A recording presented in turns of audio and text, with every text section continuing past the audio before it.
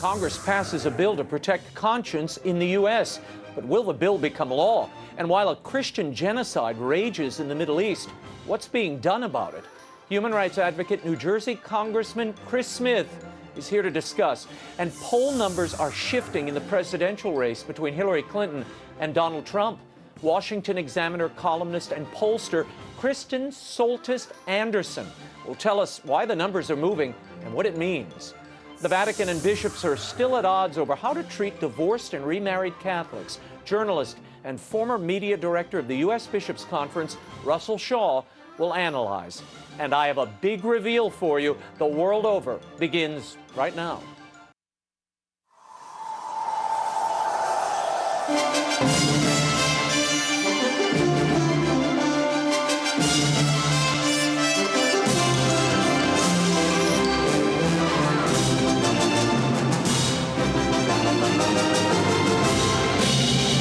Now, from Washington, D.C., Raymond Arroyo. A warm welcome to all of you joining us in the United States and the world over. Congressman Chris Smith, KRISTEN Soltis Anderson, and Russell Shaw are all straight ahead. If you'd like to comment on tonight's show or if you have a question, I'll be live tweeting throughout. Find me on Twitter at Raymond Arroyo, or you can email me at worldover@ewtn.com. Here's the brief news from the world over this week. The United Kingdom has a new Prime Minister. Queen Elizabeth officially appointed Theresa May to the post on Wednesday, shortly after the monarch accepted David Cameron's resignation. May had served as Home Secretary under Cameron since 2010. She held the position for longer than anyone in more than 50 years. May emerged as the leader in the UK Monday when her only rival in the Conservative Party, Andrea Leadsom, dropped out of the race. Speaking outside of 10 Downing Street, May acknowledged Cameron's leadership and promised to build a better Britain for the ordinary people, not just the privileged few. Like Cameron, May was on the losing side of the Brexit referendum earlier this week. She said she would ignore calls for a rerun of the referendum, saying Brexit means Brexit, and we are going to make a success of it. Of note, May appointed outspoken Brexit leader Boris Johnson to the post of Foreign Secretary. And back in the U.S., it's one big happy family, or so it seemed. On Tuesday, Bernie Sanders, after extolling the accomplishments of his campaign, finally endorsed his Democratic rival Hillary Clinton and called for party unity. She will be the Democratic nominee for president, and I intend to do everything I can to make certain she will be the next president of the United States. Sanders has spent the past month seeking to influence the party's platform at the Philadelphia convention. Sanders' planks include a $15 an hour minimum wage, tougher restrictions on Wall Street, and an end to the death penalty. The Clinton camp is hoping that Sanders can help to campaign against Donald Trump and secure the party's liberal base as well as younger voters. Clinton has struggled with both during the primaries. Meanwhile, Donald Trump appears to have a bit of momentum in the latest polls heading into the Republican National Convention.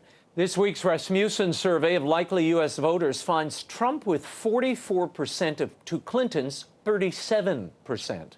Those numbers were reversed just a month ago, and this is the first time the expected GOP nominee has led his Democrat counterpart for more than the poll's margin of error. Clinton's lead in the latest New York Times CBS News poll has evaporated. She was up 6 points last month among registered voters.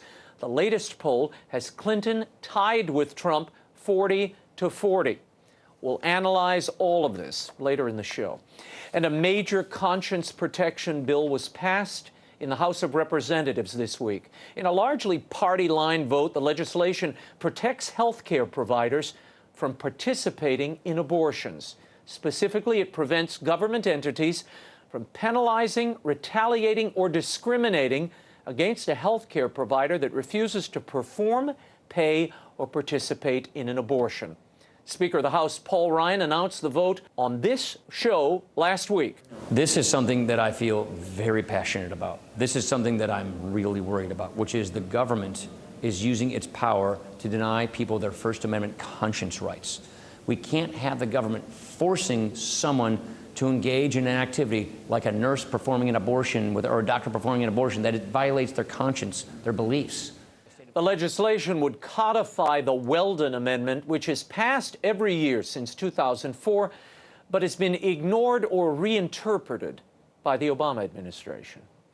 And a new liturgical war appears to be brewing. The Holy See press officer, Father Lombardi, said this week that there will be no Vatican directive instructing priests to celebrate Mass ad orientem, that is, facing the altar, away from the people.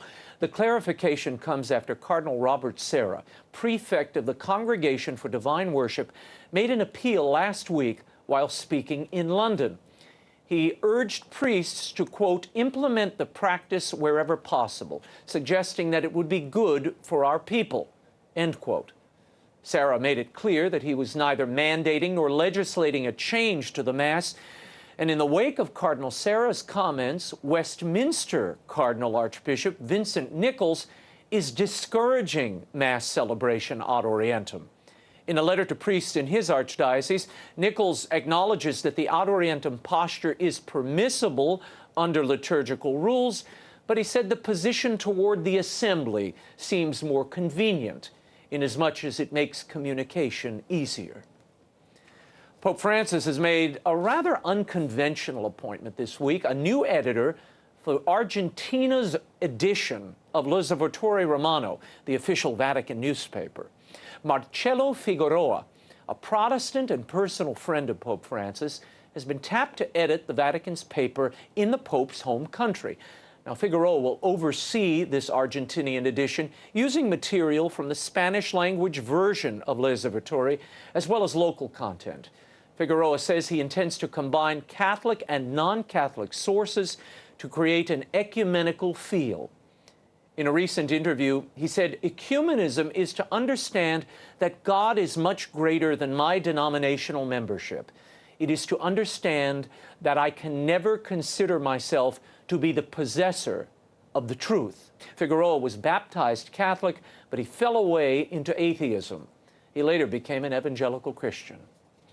And an American layman was chosen this week to be the Vatican's chief spokesman. Pope Francis named Greg Burke the new director of the Holy See press office. Burke, a native of St. Louis and former National Catholic Register and Fox News correspondent, will take over for Jesuit Father Federico Lombardi, who will retire after 10 years. Burke assumes the post on August 1st. We wish him the very best.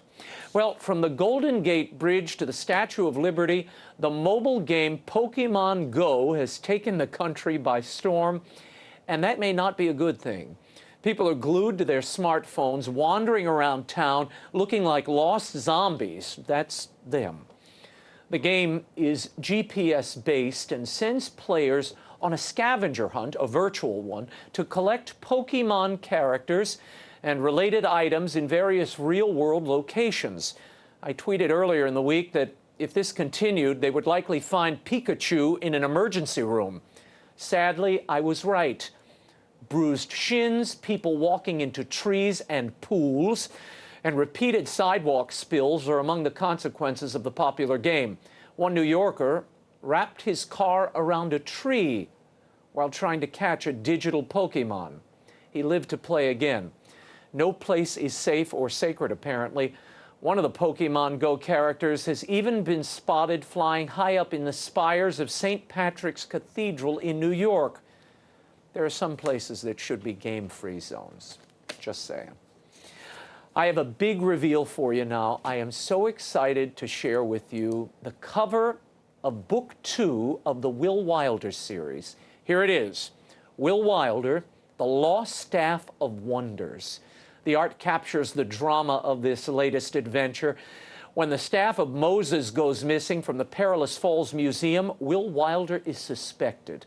Soon plagues start hitting his town, and it's up to Will, his friends, and his great-aunt Lucille to locate the staff before time runs out for all of them. It hits stores on March 7th, 2017, but you can pre-order it now at Amazon.com, EWTNRC.com, Barnes & Noble, wherever books are sold. I want to thank all of you who've read Will Wilder's first adventure, and if you haven't, what are you waiting for? Catch up. I want you to read the whole story. It's better to read the first and then read the second one. I can't wait for you all to read this latest adventure. And if you are in Orange County, California, or Southern California, come see me at the Christ Cathedral's Freed Theater on August 6th. I'll be signing and doing a talk. Details and a link to tickets are at RaymondArroyo.com.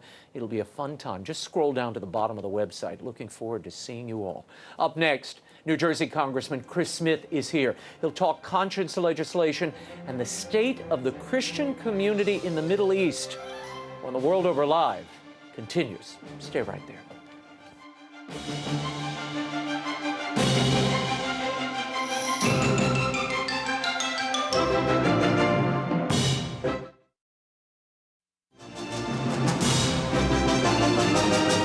Now, once again, Raymond Arroyo. Welcome back to The World Over Live. Conscience, protection, and religious liberty were hot topics in Congress this week. And what has been the U.S. response to the Christian genocide that continues in the Middle East? Joining me to discuss all of this is a tireless advocate for life and human rights. Please welcome back to the program, New Jersey Congressman Chris Smith. Raymond, thank you very much. Thank you for being here, Congressman. Before I start, I need to talk about some breaking news. This terrible tragedy in Nice, France. During a Bastille Day celebration, this box truck run into the middle of a crowd for the better part of a mile.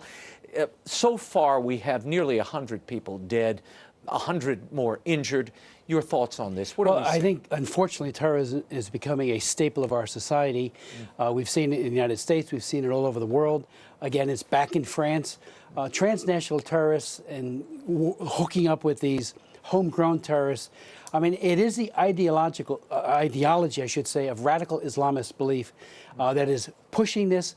We need to go after not just ISIS and Boko Haram and these other organizations. We need to go after the underpinning that has allowed this to happen.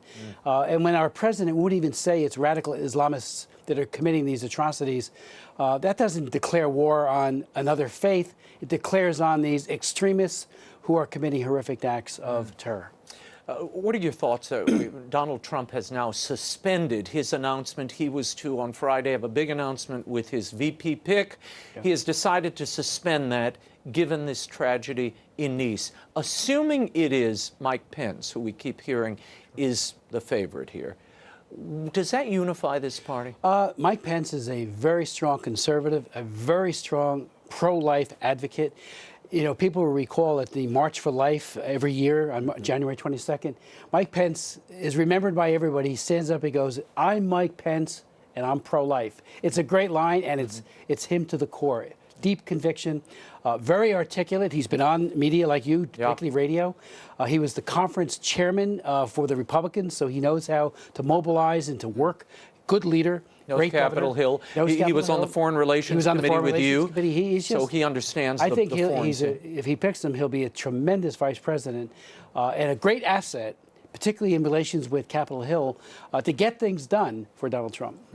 Let's move on. I want to talk about this House vote, 284 to 182 for this Conscience Protection Act. Now, this would protect health care providers from having to be involved in abortions.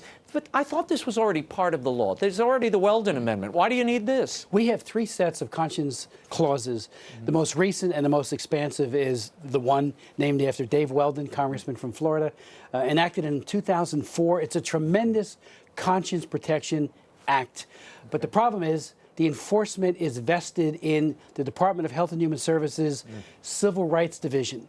Now, if we had people who believed in the rule of law in the Obama administration, it is a slam dunk that what is happening in California and now may happen in New York, where everyone is told your health plan must include abortion on demand. The Catholic Conference, remember, this isn't the HHS mandate on contraception. It's not even the Obamacare exchange plans where 1,000 plans pay for abortion on demand. Remember, it was Obama who told us in 2009, my plan won't have public funding for abortion in it. He said it at a joint session of Congress. Did not. It's another one of his broken promises, and that's a big one. But this is even different. These are private health plans that the diocese and the Loyola University and many others, Marymount, have said, we don't want to be complicit in killing babies with chemicals, with dismemberment, and yet we're being forced to. It's a frontal assault on conscience rights. The church has been very strong, saying this will not stand. And thankfully, Speaker Ryan and Diane Black, who's the prime sponsor of the bill, did a wonderful job in crafting legislation. But President Obama is not going to sign this, Congress. He probably won't. So isn't this an exercise in futility? Raymond, this is the president who went to Notre Dame and said that we need to respect the conscience of those who disagree on abortion after he got his sash and doctorate. I mean, he is now waging war on the conscience, civil right of conscience of pro-life Americans, and it's a global effort.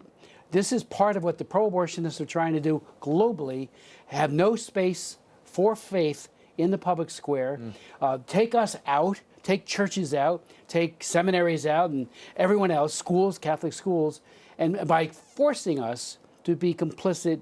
And it's also in abortion. This is also a problem with those who are forced in the healthcare profession, for example, like the Kathy DiCarlo, who was ordered to do a 22-week dismemberment abortion to assemble the body parts of a child who had been dismembered. 22 weeks is a very large child. And she, under pain of losing her job, she had nightmares, tried to get help from Health and Human Services, again, Civil Rights Division. They were awful. She ended up, 3-year fight, but this is going on all over. Yeah. I have to move on. I want to talk for a moment about what we're seeing in the Middle East. Now, the administration came out, Congressman, and they said this is a genocide. What we're seeing, these religious minorities are being laid to waste. It's a genocide. What have we seen in response to that? Well, it took 3 years. I've held myself 6 hearings on the horrific abuse of Christians and Yazidis and some other minority faiths in the Middle East by ISIS and by others. And there has been a big yawn at the White House for much of those 3 years. In the Omnibus Appropriations Bill, there was language that gave a date certain to the Secretary of State and to the President, declare this to be a genocide. Well, they did, and they did. And now the question is, and I had a hearing on this, you know what I called the hearing? What's next? Where's the follow-through? You know, we looked at the providing of asylum or refugee status. So far, it is about 8, count them, 8, out of several thousand who have come into this country, less than 1%, who are Christians. Now, we know for a fact that in the UNHCR, the UN Refugee Agency, many Christians don't go there because they are doubly discriminated against. First, in these camps, they're abused in the camps as well. So here's the question: you've got 4.8 million registered refugees. Those are only the registered ones in Syria. Okay, coming out of Syria. Given what we've seen in Nice, given what we've seen in other parts of the world, is it wise to bring those refugees into the United States when you don't know who they are and you haven't properly screened and they don't have papers? Well, there needs to be an aggressive vetting. It's hard to figure out who somebody is even when they present, when there's no background, there's no searching records. And that's why we have insisted that, generally speaking, there has to be a robust vetting or else these folks can't be coming in. But when you're talking about Christians and Yazidis, they have not been part of the jihadist movements, and it's far easier, and they are the targets of genocide. So I have asked in hearings, and I'm not the only one, that the administration prioritize. You know what President Obama's response was? We're not going to create a religious test. We did wonderful things to help Soviet Jews who were in the worst days of the Soviet Union. And my first trip to the Soviet Union in 1982 was on behalf of Soviet Jews. You could call that a religious test, but it wasn't. They were targeted. They were going to psychiatric prisons and to gulags and throughout the Soviet Union. So we need to prioritize those who we know we can get to safe havens, to countries of protection like the United States, and that's not happening. It has been 8 months since President Obama normalized relations with Cuba. What we've been reading, what we've been seeing, and what we're hearing from people on the ground is the political persecution continues, particularly against political enemies. What are you seeing? I know you've had people testify on Capitol Hill. As recently as this week, I had a number of people who have been brutally hurt by this administration. One of them, his name is Dr. Oscar Bichette, who several years ago, I led an effort to nominate him for the Nobel Peace Prize. He didn't get it, but we weren't the only ones around the world that were part of this effort. He spent 12 years in the prisons of Cuba, tortured. He is a staunch believer in Jesus. He got through it because of his faith. That's what he'll tell you. He's an Afro-Cuban, and he says that this administration, I'm talking about the Castro brothers, they have gotten worse since this so-called rapprochement with the United States of America. President Obama, and the Washington Post has done a series of editorials, and they're a very liberal newspaper, that have made clear that where's the conditionality, as I've said and others as well. If you're going to give benefits to a dictatorship, you demand that the political prisoners be released, that they not be catch and release, which is what they're doing. Many of those who were let out early on in a big show of relaxation, they've all been dragged back into prison. And well over 5,000. The numbers are higher now. What leverage do you have, though, since you've lifted all the sanctions and you're now doing business? We haven't yet. The travel ban has been lifted. And I even offered in the year 2000 and a couple other times legislation that said we'll lift the travel ban if and only if you stop torturing and release the political prisoners. And there are some cases of extradition, like the woman Joanne Chesimard, who actually gunned down a New Jersey state policeman,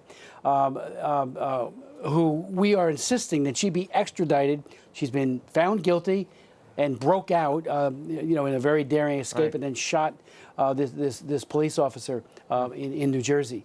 Those kinds of things. If you're going to talk about normalization, we want the killer of cops back, serving her prison sentence, and she's not the only one. But and we also want religious freedom. We want to see fundamental human rights. There's no free speech there. You or I, if we spoke about these things, we'd be arrested in an when instant. you have, how can you even, I mean, there are a lot of people watching, and they say, Chris Smith, this doesn't make sense to me. The president is saying it's time to open up the world to Cuba. The Pope came, Pope Francis, and said it's time to open the world to Cuba. This is the moment. What are they missing that you've got? Well, what they're missing what are is they that not seeing? when you deal with a gross human rights oppressor, and I believe that the Castro brothers and many of their top leadership ought to be at The Hague facing crimes against humanity charges under the International Criminal Court, rather than being toasted and smiled and laughed with and breaking Saluted, bread with, yeah. saluted. That is unconscionable. These are dictatorships. Tens of thousands of people have gone to prison and have been tortured under the Castro brothers. And frankly, the moment of matriculation from dictatorship to an opening in terms of democracy was forestalled by what President Obama did. And even the Post recognized this. For years, it was the Soviet Union and then Russia that was the chief benefactor of the Cuban dictatorship. They provided money, that material. fell away, yeah. Then Venezuela provided all of that. They have collapsed. Now it's the United States of America. We have thrown a life preserver to a dictatorship, and the people of Cuba, especially those who have paid with their blood and have suffered torture, like people like Dr. Bichette, they could be the next generation of leadership, the Václav Havels, if you will, of Cuba. Instead, they go in and out of prison, and they're tortured. I have tried to get into Cuba for 20 years to go to the prisons. I went down and met with the ambassador here. They have an ambassador now for 20 minutes. You know what he told me? There's a condition. I have to live within the parameters of who I would meet with. So I asked him, because I want to meet with dissidents. Sure. I want to go to the prisons if I can get in and talk to prisoners. I've done it in Russia, China, Indonesia. And I said, do the other congressional delegations that go there agree to those parameters? In other words, circumventing their ability to talk to dissidents? He said, yes. So every congressman who traipses down there now, you got to ask them, and the media should be asking them, did you ask to meet with a Dr. Bichette? And people like that. And the answer will be a big emphatic no because they simply don't. They just sign go away down the there right and to they do get it. the Potemkin Village look about, oh, look how great. And, you know, Cuba has a huge problem with trafficking. Yep. I wrote the Trafficking Victims Protection Act of 2000 and 3 other trafficking laws. Every year, a TIP report, trafficking persons report, comes out, and we rate countries. The worst violators are called Tier 3. Cuba has been on Tier 3 for all but the last 2 years. If you look at the narrative about Cuba, it's a basket case. They claim there's no labor trafficking whatsoever, and they are heavily involved with state-run trafficking against persons.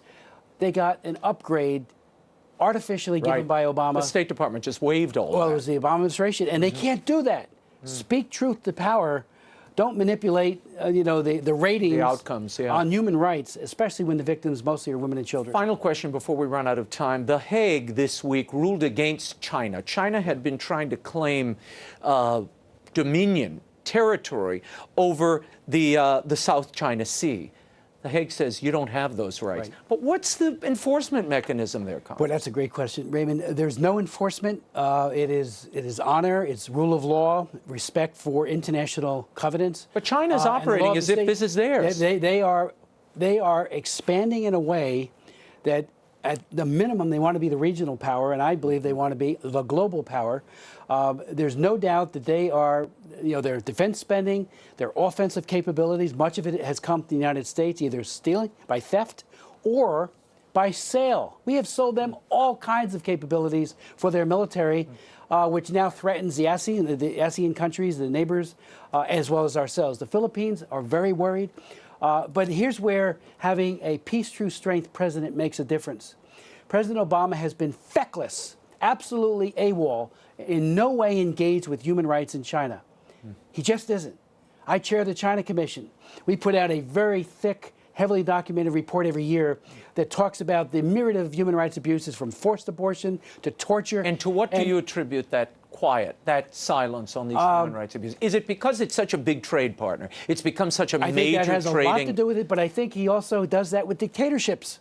Cuba, Tehran, human rights. Where was human rights? Now we have an egregiously flawed nuclear deal where it's a matter of when and not if that Iran gets nuclear weapons, but human rights weren't there. So you agree with Donald Trump? These were bad deals. Oh, they were very bad Iran, deals. Cuba, these are lousy deals. Horrible deals. And the American taxpayer and other allies rue the day that we enabled dictatorship by our indifference to the rule of law issues and human rights. If you get human rights right, you get intellectual property rights right. You empower the next generation of leaders who then get that oxygen of democracy and human rights. And rule of law. China would be off to the races. But now it's increasingly stagnant, increasingly belligerent, and we see it in the South China Sea. And it's a country that has scores to settle, especially with Japan and with some of its neighbors, and they certainly don't like us very much. Congressman Chris Smith, always a pleasure. Thank you for thank the you. insight. Up next, Washington Examiner columnist and pollster KRISTEN Soltis Anderson. We'll talk presidential politics, the fallout of the Clinton email scandal, and next week's Republican National Convention when The World Over Live continues. Stay right there.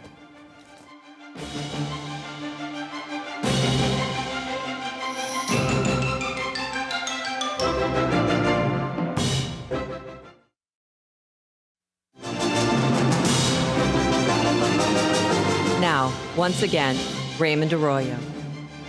Welcome back to The World Over. The 2016 presidential race tightened up this week with the gap between Hillary Clinton and Donald Trump closing. All this just ahead of the Republican National Convention and Trump's VP pick this week. Joining us with her take is Republican pollster and political columnist for the Washington Examiner, KRISTEN Soltis Anderson. Thank you for being here. Thanks for having me. Hey, I want to start and put these numbers up for everybody. This is the latest Rasmussen poll. Look at these. Well, these are both national polls, CBS, New York Times, and the Rasmussen numbers. Trump, 44% to Clinton's 37% in Rasmussen. They're tied at 40% in the CBS New York Times poll. Now, the interesting thing here is the shift has happened. There's a gap closing. Why? over the last couple of weeks, the conventional wisdom has been that it's been Donald Trump that hasn't been having a good couple of weeks, that he's had a lot of controversies and things that have popped up.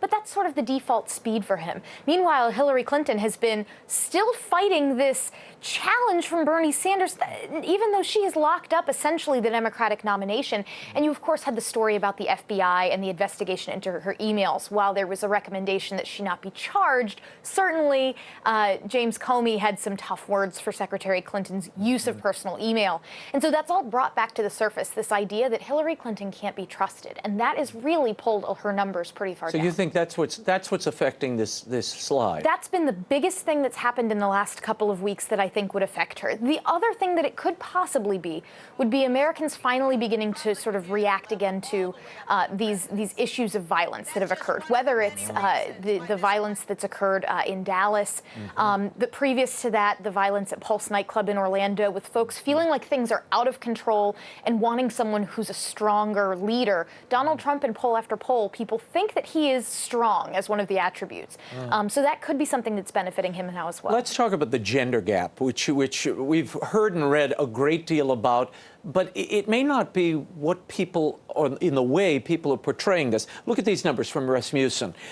Male among men, 53% for Trump, 32% for Clinton. Among females, 35% for Trump, 43% for Clinton. So Clinton leads by 8 points among women, but Trump has a 21-point advantage among men. Who has the real gender gap here? The gender gap cuts both ways. And if you looked at, for instance, the exit polls in the 2014 midterm elections in, say, a state like Colorado, you saw the same thing. While the Democratic candidate might win women by a couple of points, the Republican candidate was winning male voters by double digits. This is sort of part of Donald Trump's strategy. He understands that whether it's women, Latinos, younger voters, these are groups that he might struggle with compared to the Democrats. But if he can really run up the score with men or white voters, can he offset that and wind up winning the election? Are you surprised that we're seeing with Trump more likability than even with Mitt Romney? So with Donald Trump, I think it depends a little bit on who you're asking about. I might disagree with you there, because poll after poll, I think, still does show that both Donald Trump and Hillary Clinton are significantly disliked by a majority of voters. Mitt Romney, even at sort of his worst point, wasn't really disliked strongly by a majority of voters. He might have been viewed in kind of a lukewarm fashion. This is an election that's depressing for a lot of voters, because both Hillary Clinton and Donald Trump are just viewed so negatively. I want to look at these numbers in the major battleground states. Look at these. This is Quinnipiac. Florida, Trump's at 42, Clinton's at 39. Ohio, Trump's at 41, Clinton's at 41. Pennsylvania, Trump's at 43, Clinton's at 41. Now, since 1960, no one has won the presidency without securing at least 2 of those states. What does this tell you, and why do you see it tightening up so much in these battleground states? Well, I think these battleground states are reflective in some way of this national dynamic of people wanting a stronger leader and having questions about trust in Hillary Clinton, her trustworthiness, her use of the email. But I think also, I mean, if you take a look at some of these states like Pennsylvania, Ohio, these are states that have a lot of working class voters who in recent years, you know, the economy hasn't necessarily worked out for them. And so at this point, it's almost like a game of 52-card pickup. Let's just throw everything out there and let's go for something that's completely different. And Donald Trump is something that's completely different. Yeah. Let's talk about Bernie Sanders' endorsement of Hillary Clinton this week. Does that work? Does that move those hardcore Sanders voters into her column? Well, it has to make things a little bit easier for her to not have Bernie Sanders himself creating problems for her. But for a lot of Bernie Sanders supporters, you know, Donald Trump tweeted out that this counted as Sanders selling out. Do they think that Bernie Sanders is actually selling out his own principles by doing this? I think for the most part, by the time you get to Election Day, if you're somebody who's very progressive, leans to the left, you're probably going to wind up being a Hillary Clinton voter. But right now, it's still that emotional time where people are still holding out hope that maybe Bernie Sanders will save the day. There was a Pew survey that I thought very interesting. I know our viewers will as well. And it looked at evangelical and Catholic voters and where they're falling. Evangelicals support Donald Trump 78%, which is astounding, really. The Catholics, and this is sort of amazing, given what we saw in some of the primary states. 19% of Catholics, only 19%, favor Trump strongly or support him, while 26% support Hillary Clinton strongly. What are we learning there? Why the reluctance? Well, part of it is that it's the demographics of the Catholic vote. That for the evangelical vote, you overwhelmingly demographically are talking about a white population. That's what Donald Trump does very well. But in the United States, you have a very significant number of Latinos who are part of the Catholic community. And we know from other polling that Donald Trump struggles with the Latino community, that some of his rhetoric has been a bit off-putting. So that's part of it. And Democrats also tend to do better with Catholics than they do with evangelicals. So that's another factor that I think is feeding into those numbers. Let's talk about this VP pick. We're assuming now that it's Mike Pence. If Mike Pence is indeed the pick, how does he impact these religious voters, those social conservatives who are a little leery of Donald Trump? Does this help? I'm skeptical that vice presidential choices make a huge difference, unless it's a really splashy pick like a Sarah Palin. I think Mike Pence is probably the safest, least splashy pick that Donald Trump could choose. So I don't know that it actually changes that much. It may, if nothing else, put to rest concerns people might have that he is going to make some incredibly unorthodox or bizarre choice. It sort of takes that worry off the table and lets him move forward with the rest of the convention in a calmer sort of fashion. Well, he's got foreign policy experience. He's an old hand on Capitol Hill. He's well liked here. He's not exactly the most charismatic guy. I mean, I think we can say that. Correct. He's a nice guy, but he doesn't quite have that punch. But maybe Trump figures he can bring that to the table. He doesn't need it. Now, the big question for some social conservatives, I've been hearing this all day, that Religious Freedom Restoration Act that he marched out, this was his big moment in the national spotlight. He bungled that moment. And there's also questions from conservatives around the Common Core state standards, where Pence initially said we're going to get rid of Common Core in Indiana, but there have been questions about the new standards that have come out that look a lot like Common Core. So there are moments where he's been sort of a standard bearer for conservatives, but there are other things he's done that have raised questions. I don't think, however, that Mike Pence raises more questions than Donald Trump himself should raise questions with social conservatives. As a pollster, when you look at this, when you see the trend lines, are they trackable? Do you see where this is tending or leading, or is this just one of those seasons where you throw your hands up? Oh and say, gosh, well, you know, things have been crazy, but if you actually looked at the polls during the primaries, the polls were telling us for a while that Donald Trump was likely to win. That a lot of the belief that no, this could never happen. It wasn't the polls were wrong, it was that people didn't trust them. Now, if we look at what the polls tell us, they're telling us that we're in for a fairly close race. But ultimately, I always caution people, don't worry about the national polls. Just look at battleground state polls. And never panic about any one poll. Look at an average of all of them. Every so often, someone can get it wrong. But if you look at all of them together, they're usually telling a good story. And they're telling you what now? Right now, they're telling me that this is an America that's extremely divided, that you have a lot of people that have moved into their camps that think, I don't love my own candidate, but I could never vote for the other candidate. And so for those folks in the middle who just still haven't made up their mind, as always, they'll be the ones making the decision. So this is a campaign that's going to be decided by negative as well. It is. You know, there's a question that always gets asked in the exit polls. Are you voting today because you support the candidate you voted for, or are you voting against the other candidate? It wouldn't surprise me to see record numbers of people on both sides saying their vote is mostly about voting against the other person. Thank you so much for being here. Thank you for having me. Analysis. You can follow KRISTEN Soltis Anderson's columns by visiting Washington Examiner at WashingtonExaminer.com. When we return, Pope Francis is shaking things up at the Vatican with some new appointments. What do they mean? Former spokesman for the U.S. bishops and author of Catholics in America, Russell Shaw, will react when the world over continues. Stay right there.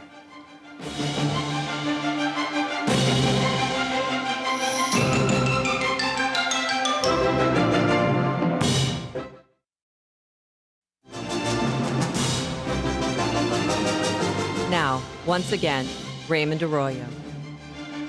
Welcome back to The World Over. The ever-surprising Pope Francis has named a new director of the Vatican Press Office and a new editor of the Argentinian edition of the official Holy See newspaper. To react to all of this and more is longtime media director for the U.S. Bishops' Conference and author of the new book, Catholics in America, Religious Identity and Cultural Assimilation, From John Carroll to Flannery O'Connor. Would you welcome Russell Shaw back to the program? Russ, thanks for being here. Thank you, Raymond. Good to be here. I want to start with Pope Francis making this appointment of Greg Burke. Oh, yeah. An old pal, certainly, of both of us. He was a Fox News contributor for many years, the Rome correspondent for Fox. In recent years, he's worked in the Vatican media apparatus. but now director of the Holy See Press Office. What will this mean? How do you think he will change the message there? Well, Greg is a great guy. I have indeed known him a number of years. He's a friend of mine. He's a good human being and a really good professional. The Pope couldn't have picked anybody better than Greg Burke for this job, and it's a really tough job. Yeah. Spokesman for the Holy See. And, you know, I've done the spokesman bit for a number of years for the American bishops, and I realize how hard it is. You know the pitfalls. I know the pitfalls, and you know, with this Pope, his spontaneity, it's part of his charm, and it drives the spokesman crazy. Poor Father Lombardi, Yeah. a good man and a good spokesman, often spent most of his days decoding what the Pope decoding, issuing clarifications of what the Holy Father had said. But if anybody can handle the job, and I would say in a certain good, positive sense, handle the Pope, it's Greg Burke. He's tough, he's smart, and he's quick on his feet. Yeah, and he knows how to shape the message also for this age and from beyond print, also broadcast media. Yeah, it's a very encouraging appointment. Let's talk for a moment about his sidekick, the vice director of the Holy See Press Office, Paloma Garcia Ovejero. She's a Spanish journalist, a lay woman, the first woman to hold the post. Any insight on her appointment? Well, only that I think they're going to be a dynamic duo. They will make a great team, I think, and they illustrate something of large significance in the contemporary church, namely the emerging and growing role of lay people in positions of high visibility and great responsibility. So I'm much encouraged. I want to talk another blockbuster appointment this week. The Pope named a personal friend of his, a man by the name of Marcelo Figueroa, as the new editor of the Argentinian edition of the Vatican newspaper. Now, this is the official newspaper of the Holy See, the paper of record. The interesting twist here is Marcelo Figueroa is an evangelical Christian, not a Catholic. Problematic? Well, surprising, but it's hardly the last or least of this Pope's surprises. I would just say, you know, in the real world, these language editions of L'Osservatore Romano, they serve a useful purpose, but they're totally controlled by what the Pope himself says and does. They're kind of an ongoing, week-by-week record of the actions and the words of the Holy Father. So it's not as if the editor of the Argentine edition had a great deal of control over the content. Yeah, well, he has said he'd like to insert more ecumenical content into the newspaper. And I'm sure the Holy Father would applaud that. Let's move on. In the liturgical world, Cardinal Robert Sarah this past week in London, or actually at the top of the month, issued a call encouraging priests to begin adapting the Mass and saying the Mass facing ad orientem, facing east, away from the people. And he said Advent would be a good time to do that because we need that sacrality in the Mass. Well, this has been greeted with a backlash, the likes of which we haven't seen in a number of years, culminating in the Vatican spokesman, Father Lombardi, coming out announcing that the Holy Father himself has squashed this idea and it is not part of the agenda. Your reaction to all of that? It's a beautiful ancient tradition, and I think it's going to be on the agenda at some time in the future. Ad orientem, facing ad east. orientem. It means something. The symbolism is marvelous, and I don't think it's going to go away. But it doesn't have to be the universal practice of the Church. I'm glad Cardinal Sarah brought it up, and maybe not today, maybe tomorrow. Well, that would be a continuation of what we saw from Pope Benedict, that Sure. reform of the reform, wanting to put that Sure. the Mass memorial in front of people so that they see what it was originally intended to be and then what the evolution of it became. When the liturgy is finally set in stone, it'll be dead. So I don't want to see a dead liturgy. I'm glad to have the argument going on. I'm glad to see the changes continuing to occur. Yeah. One other story I want to get into before we talk about your book. Archbishop Chaput this week issued some guidelines for his version of implementation of Amoris Laetitia. This was the Pope's exhortation on the family. It seems, well, let me just lay it out. In his directives, in his archdiocese, he says, concerning divorced and remarried Catholics, they, without an annulment, they should abstain from intimacy and live as brother and sister if they want to receive communion. He says gay Catholics should live in chastity. Now, the mayor of Philadelphia came out, blasted these guidelines. He said this is not Christian. What is Chaput doing here? And again, why the seeming disunity? We have Cardinal Schönborn in Austria saying one thing, and over here we have Archbishop Chaput saying quite another. What's going on? Well, Archbishop Chaput, another friend of mine, by the way, committed an unpardonable sin. Namely, he taught Orthodox Catholic doctrine, and you're not allowed to do that in some circles today. But it is Orthodox doctrine, and it derives directly from the gospel, Christ's teaching about the indissolubility of marriage. For heaven's sake, what do you expect a Catholic bishop to do except or teach Orthodox Catholic doctrine according to Christ's own teaching? I don't know about Cardinal Schönborn. He's got his own diocese to run and his own problems to deal with, but I deeply admire Archbishop Chaput for what he said and what he stands for. This is a good transition to your book, Catholics in America. And in it, you really pose the question, is it possible today, in this current culture, to be a good Catholic and a good American? It's an old question, a very old question, and it's never been more relevant than it is today.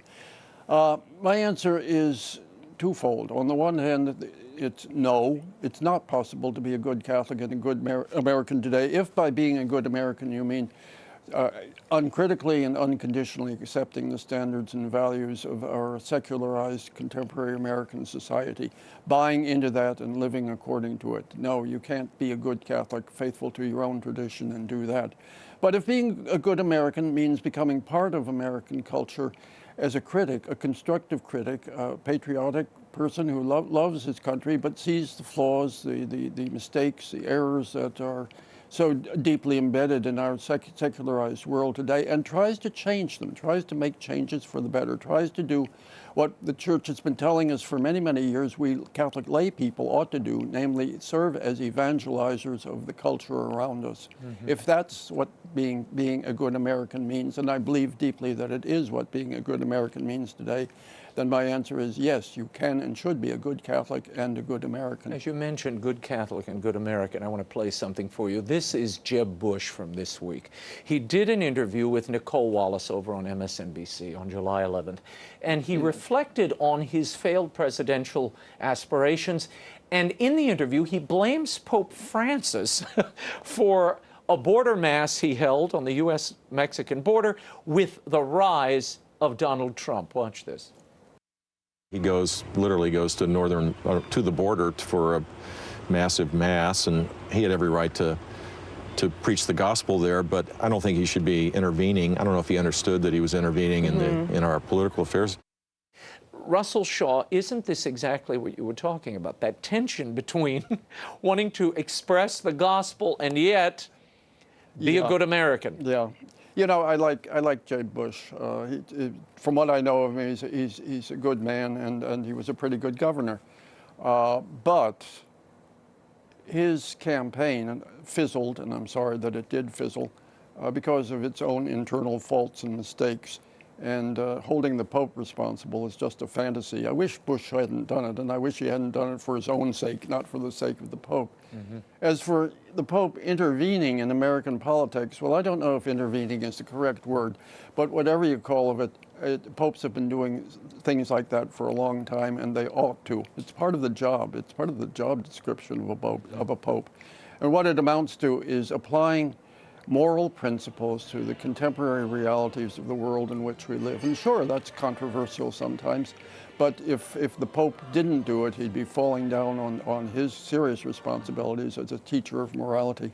Yeah, I want to go back to your book for a second, Catholics in America. Why did you choose these figures? And you choose a handful of people, everybody from Al Smith to Archbishop Sheen to Flannery O'Connor. It's sort of a mini biography of them in the context of American culture and their contribution to it. Well, I chose them because, you know, they're all very interesting people who had interesting lives and careers, but more to the point, I selected these 15 American Catholics because each of them, in his or her own special way, in some manner lived out the story I'm telling. It's a story about cultural assimilation, about the Americanization of American Catholics. And that story is reflected in the life and career of each one of these individuals in quite different ways, They all didn't agree on the merits of Americanization, but all of them had something to say about it, and each of them made his or her own special contribution to the argument. Before I let you go, what does it say that the most contemporary Catholic, indeed one of the most contemporary Catholics you mentioned in the book, died in 1979, Archbishop Sheen? What does that say?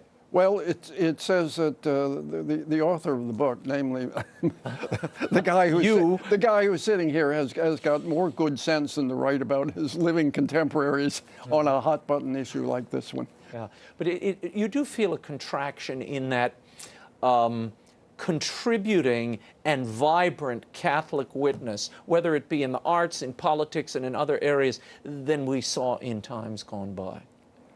Oh, yes, it's,